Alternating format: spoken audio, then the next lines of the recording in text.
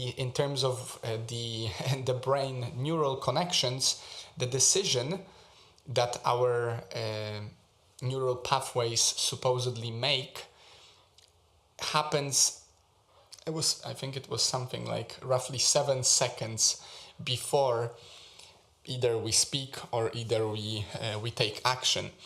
The free market benefits everyone, including those who are worse at practically everything that everyone else does.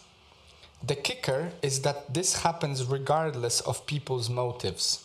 It seems like we're always walking this tight rope between pleasure and pain, right? If you are in the most animalistic state of all, it's gonna be survival or death, right?